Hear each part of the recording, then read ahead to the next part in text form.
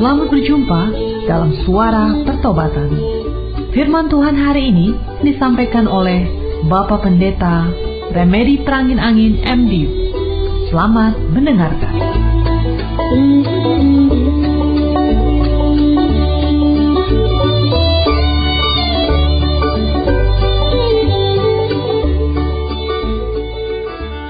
Terima kasih Tuhan Yesus, Engkau telah mempersatukan kami kembali dalam persekutuan lewat udara. Hamba percaya kehadiran-Mu dalam Roh-Mu yang kudus di ruangan di mana kami berada sekarang ini membuat si iblis tidak berdaya sama sekali untuk mengganggu konsentrasi kami. Kami yang hidup di kota-kota besar seperti Jakarta, Medan, Bandung, dan lain-lain, pada waktu ini dapat merasakan dunia yang semakin berubah. Manusia tampaknya hanya peduli akan dirinya, tanpa peduli akan manusia yang lain, bahkan tidak peduli akan lingkungan hidupnya. Beri kami pencerahan akan apa yang sedang terjadi dewasa ini, dan beri kami tuntunan untuk menjalani kehidupan dengan baik, hidup berkemenangan. Berbicaralah Tuhan Yesus, kami siap mendengarkan dan diberkati oleh firman-Mu. Terpujilah nama-Mu dari kekal sampai kekal. Haleluya, haleluya. Amin.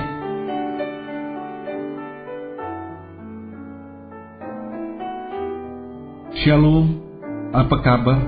Senang sekali bertemu saudara di udara. Saya harap saudara ada dalam keadaan damai, sejahtera, dan sukacita dimanapun berada sekarang ini, di rumah, di tempat kerja, sedang dalam perjalanan, melakukan kegiatan tertentu, atau mungkin sedang berada di rumah sakit. Semoga program ini memberkati saudara, menemani di saat kesepian, menghibur di saat berduka, memberi semangat di saat lesu, memberi kekuatan di saat lemah, memberi visi dalam kegelapan perjalanan kehidupan. Tuhan Yesus memberkati kita semua melalui firman-Nya. Saudara-saudara yang dikasihi Yesus Kristus, apakah saudara pernah dengar nama Pacific Place, Hotel Ritz-Carlton? Bagi sebagian kita, tampaknya itu adalah nama-nama asing, tetapi semuanya ada di Jakarta. Memang banyak hal di Jakarta sekarang ini, dan juga masa yang akan datang, membuat kita terasa sebagai orang asing. Akhir bulan Juli tahun 2012 yang lalu, saya mendapat undangan menghadiri sebuah pameran seni rupa yang digelar di ballroom Hotel Ritz-Carlton di sebuah mall yang bernama Pacific Place di Jakarta. Rasanya seperti berada di luar negeri, saudara. Di lantai dasar mall itu sedang dipajang beberapa mobil yang namanya barangkali juga asing bagi telinga kita, seperti Bentley dan Jaguar. Harganya beberapa M. Saya ikut-ikutan pakai kata M, maksudnya miliar rupiah. Ada yang berharga 2 miliar atau 3 miliar.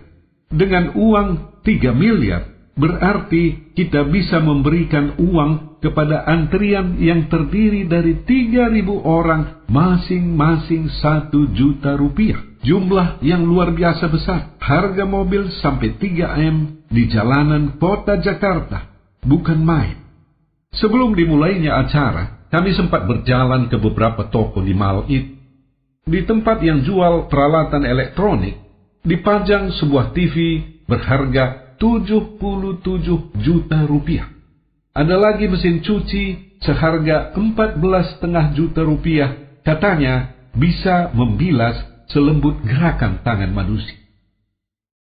Di tempat pameran, saya melihat pula lukisan-lukisan yang dijual dengan harga 150 juta rupiah sebuah. Saya merasa seperti di tempat asing, bukan seperti di Jakarta. Di sekeliling mall Pacific Place menjulang pula sejumlah menara tinggi, bangunan perkantoran, dan apartemen. Tidak jauh dari mall Pacific Place akan dibangun sebuah gedung setinggi 600 meter yang direncanakan pengembangnya selesai tahun 2017. Gedung ini akan termasuk 5 gedung yang paling tinggi di dunia, direncanakan memiliki 111 lantai untuk perkantoran dan hotel. Di atasnya ada anjungan bagi pengunjung untuk melihat sekeliling Jakarta tanpa ada halangan. Saudara-saudara yang dikasihi Yesus Kristus, apa yang sedang terjadi di Jakarta, apa yang sedang terjadi di negeri kita, apa yang sedang terjadi di dunia ini. Ada dua hal yang saya lihat. Pertama, kehidupan semakin materialistik. Jakarta sama seperti kota-kota metropolitan lain di seluruh dunia akan menjadi kota yang lebih mahal untuk hidup. Manusia semakin tidak peduli akan orang lain, siapa lu, siapa gue, semakin terasa. Manusia semakin mata duit. Kedua, kehidupan akan semakin sulit. Kehidupan yang semakin sulit, manusia semakin individualistik dan mata duitan, adalah tanda-tanda zaman akhir. Saya ingin mengajak saudara merenungkan hal ini lebih jauh dengan membaca firman Tuhan yang diambil dari 2 Timotius 3 ayat 1 sampai dengan 5. 2 Timotius 3 ayat 1 sampai dengan 5. Saya bacakan untuk saudara demikian. Ketahuilah bahwa pada hari-hari terakhir akan datang masa yang sukar. Manusia akan mencintai dirinya sendiri dan menjadi hamba uang. Mereka akan membual dan menyombongkan diri. Mereka akan menjadi pemfitnah. Mereka akan berontak terhadap orang tua dan tidak tahu berterima kasih, tidak mempedulikan agama, tidak tahu mengasihi, tidak mau berdamai, suka menjelekkan orang, tidak dapat mengekang diri, garang, tidak suka yang baik, suka mengkhianat, tidak berpikir panjang, berlagak tahu, lebih menuruti hawa nafsu daripada menuruti Allah. Secara lahiriah, mereka menjalankan ibadah mereka, tetapi pada hakikatnya mereka memungkiri kekuatannya. Jauhilah mereka itu. Demikian firman Tuhan. Pada hari-hari terakhir akan datang masa yang sukar. Barangkali ada di antara kita yang berkata, kemajuan pembangunan, teknologi yang semakin canggih, bukankah akan menambah sejahtera umat manusia ini? Perkiraan kita memang demikian, tetapi kenyataan yang terjadi sungguh sangat berbeda. Sebuah laporan dari Amerika Serikat yang diterbitkan awal Agustus tahun 2012 menulis hampir separuh dari orang lanjut usia di negara tersebut pada waktu meninggal hanya punya kekayaan kurang dari 100 juta rupiah. 10 tahun yang lalu, rata-rata orang lansia tersebut yang meninggal masih punya kekayaan 1,5 miliar rupiah. 10 tahun terakhir, kesejahteraan keluarga di Amerika Serikat merosot tajam oleh karena terjadinya krisis ekonomi. Hal seperti ini tidak sesuai dengan nalar kita. Bangsa semaju Amerika, negara adidaya, punya keunggulan teknologi, kok kesejahteraan masyarakatnya menurun. Krisis ekonomi yang sekarang terjadi di negara-negara maju di Eropa dan Amerika menunjukkan kecanggihan ilmu pengetahuan dan teknologi tidak menjamin kesejahteraan umat manusia yang semakin baik. Kemajuan teknologi telah menggantikan tenaga manusia dengan mesin komputer. Bertambah majunya teknologi otomasi telah menggantikan tenaga manusia dengan mesin. Hasilnya, komputer dan mesin sudah menggantikan manusia, menyebabkan bertambah banyaknya orang-orang yang kehilangan pekerjaan. Walau tidak sesuai dengan perkiraan dan harapan kita, sesuai dengan firman Tuhan yang tadi kita baca, hari-hari pada zaman akhir semakin sulit. Selanjutnya, Paulus mengatakan kepada Timotius dalam ayat kedua, pada hari-hari terakhir, manusia akan mencintai dirinya sendiri dan menjadi hamba uang. Orang semakin individualistik, semakin mementingkan diri sendiri. Inilah yang tampak dalam kehidupan yang semakin modern. Orang semakin tidak peduli dengan orang lain. Mikirin diri sendiri saja sulit, mana bisa pikirin orang lain. Kurang lebih begitulah kata orang di kota-kota besar. Manusia memikirkan dirinya, tidak peduli akan keadaan lingkungan. Di Jakarta dan sekitarnya, saya melihat tempat yang dulunya terdiri dari taman hijau atau hutan kota, Sekarang sudah berdiri mal-mal yang besar atau apartemen. Akibatnya, tempat-tempat itu menjadi sumber penyebab kemacetan lalu lintas yang semakin parah. Belum lagi kita bicara tentang banjir. Semakin manusia rajin menebang pepohonan, tidak adanya tempat resapan air menyebabkan daya tahan tanah jadi rapuh. Sedikit saja hujan turun, genangan air segera meninggi dan menjadikan jalanan macet luar biasa. Pengusaha-pengusaha yang hanya memikirkan keuntungan bagi diri mereka saja, serta para pejabat yang gampang memberi izin untuk kepentingan pribadi, menyebabkan kondisi lingkungan semakin buruk. Moral manusia menjadi buruk karena masing-masing pihak berlomba mengejar uang untuk kepentingan diri sendiri. Uang, uang, dan uang, itulah yang tampaknya mengisi hati dan pikiran manusia di kota-kota besar.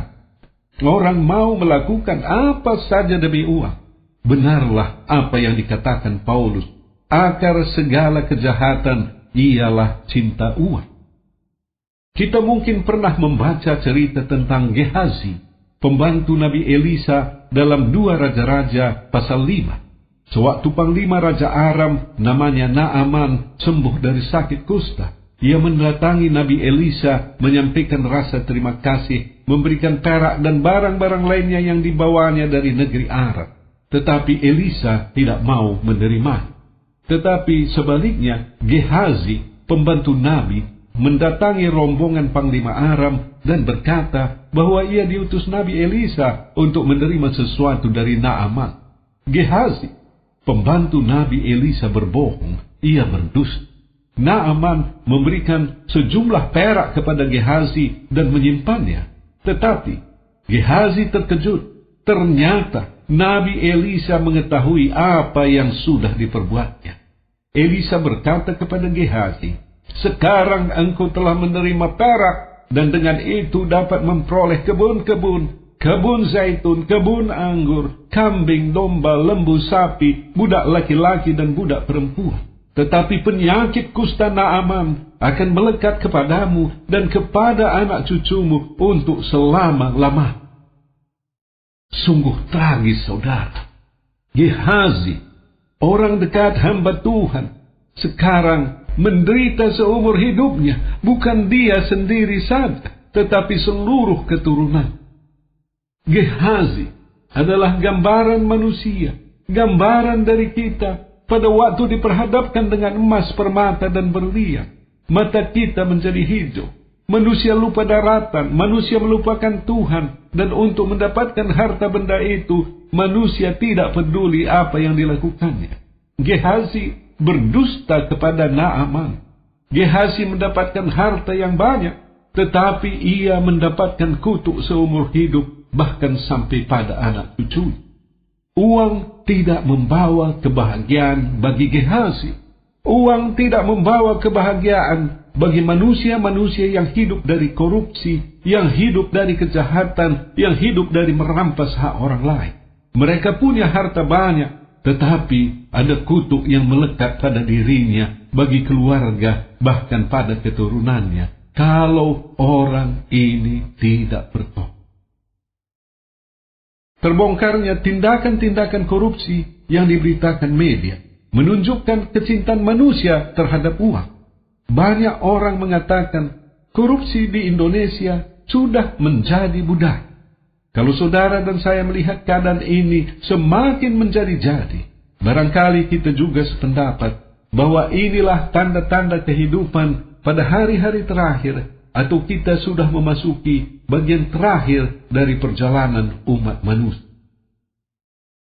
Selanjutnya Paulus mengatakan, pada zaman akhir ini manusia kehilangan nilai-nilai moral.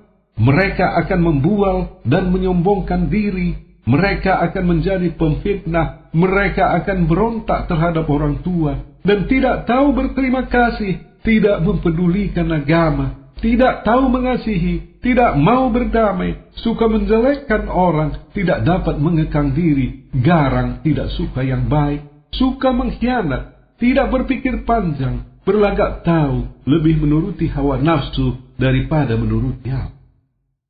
Secara singkat, Manusia dikuasai oleh nafsu jasmani dan berada di bawah pengaruh si iblis. Masyarakat kita pernah dihebohkan tayangan pornografi di internet, di mana pelakunya artis dan penyanyi terkenal.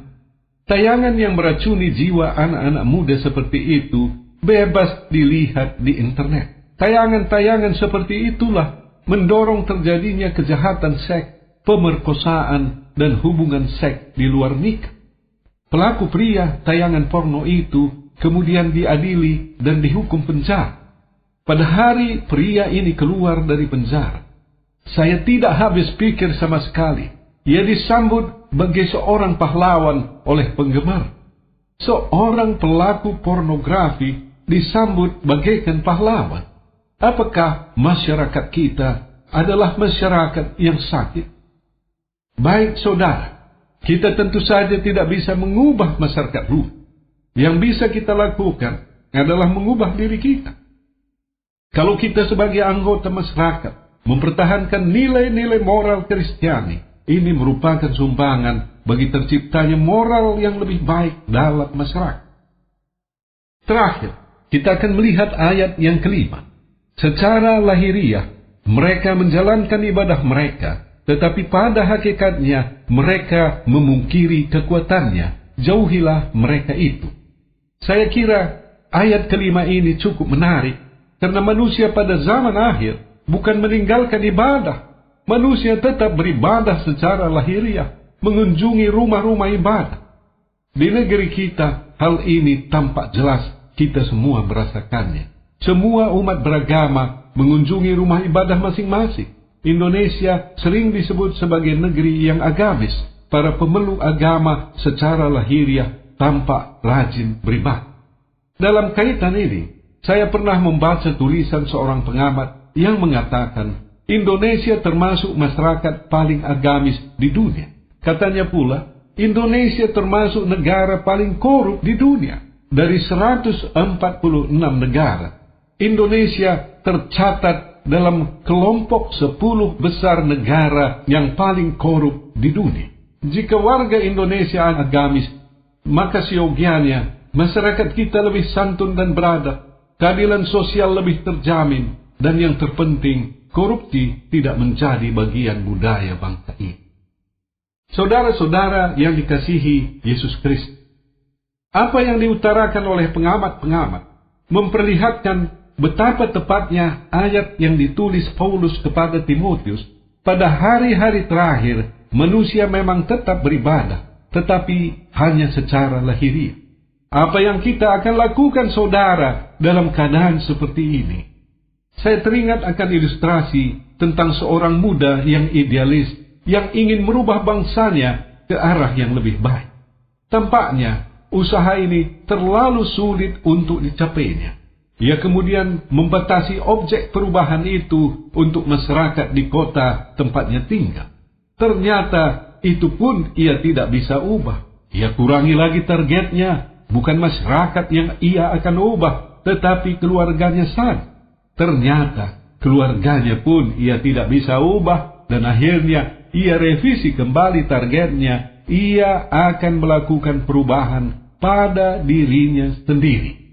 Saudara, seperti orang muda ini, kita juga barangkali tidak bisa mengubah masyarakat kita. Yang bisa kita ubah adalah diri kita sendiri. Apabila setiap orang berpikiran sama, masing-masing mengubah dirinya, maka pada gilirannya masyarakat akan berubah. Saudara-saudara kekasih Yesus Kristus, pada hari-hari terakhir ini, marilah kita semakin tekun beribadah. Beribadah yang saya maksudkan bukan sekadar rajin berkunjung ke gereja dan persekutuan doa, karena ini barulah sebuah penampakan lahiriah. Beribadah adalah berhubungan, berkomunikasi, bergaul lebih akrab dengan Tuhan Yesus secara pribadi. Ini adalah penampakan ibadah secara rohani. Kalau ada di antara saudara yang kebetulan mendengarkan siaran ini dan bertanya, bagaimanakah caranya berhubungan lebih akrab, lebih karib dengan Yesus? Saya senang sekali menyatakan, saudara bisa berhubungan lebih akrab dengan Tuhan Yesus bila saudara sungguh-sungguh mengingini. Karena Tuhan kudus, hubungan kita harus dilakukan pula dalam kekudusan. Kita juga perlu dikuduskan. Pertanyaan selanjutnya, bagaimana kita dikuduskan sedangkan kita adalah orang berdosa? Bertobat, saudara. Sadari akan jalan tersesat yang kita jalani selama ini dan bersungguh-sungguh meminta pengampunan dari Yesus. Yesus akan mengampuni saudara dan menganugerahkan Roh Kudus dalam diri saudara. Kehadiran Roh Kudus memampukan saudara hidup kudus.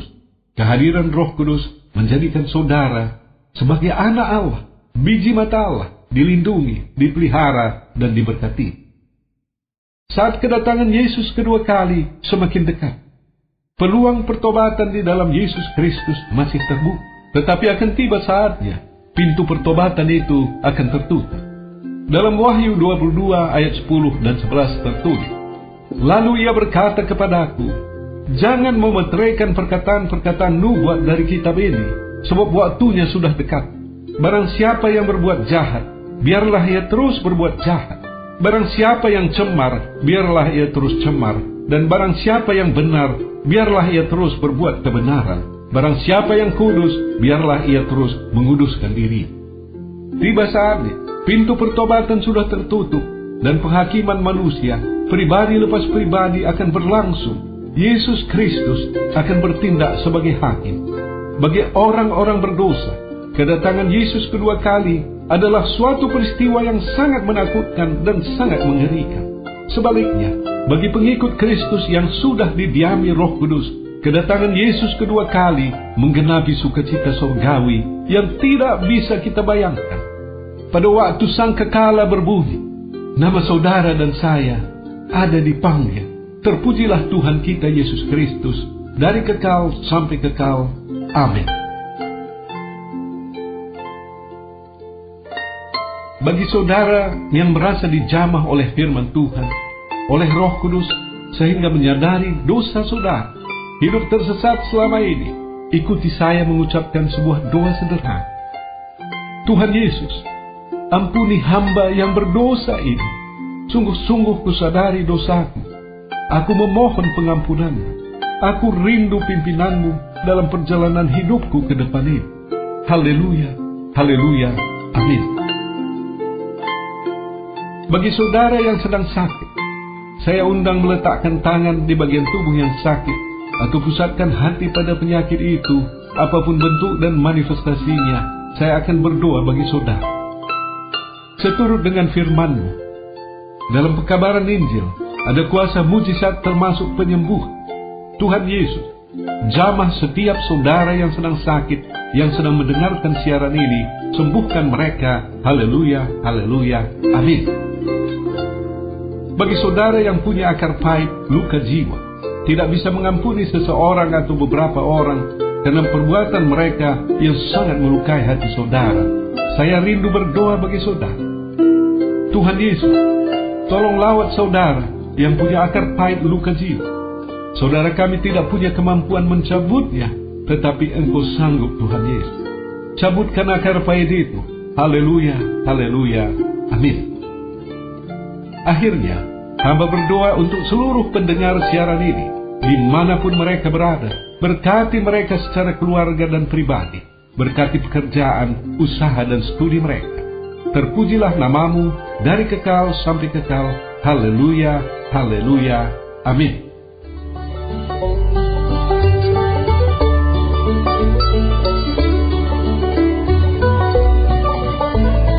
Kita sudah mendengarkan firman Tuhan yang disampaikan oleh Bapak Pendeta Remedi Prangin Angin MD. Pendengar dapat mengirimkan pokok-pokok doa kepada Suara Pertobatan, alamat email suarapertobatan@gmail.com, suarapertobatan@gmail.com, SMS atau telepon di pesawat 021 7005 8400, 021 7005 8400. Sampai jumpa pekan depan pada hari dan jam yang sama. Tuhan Yesus memberkati.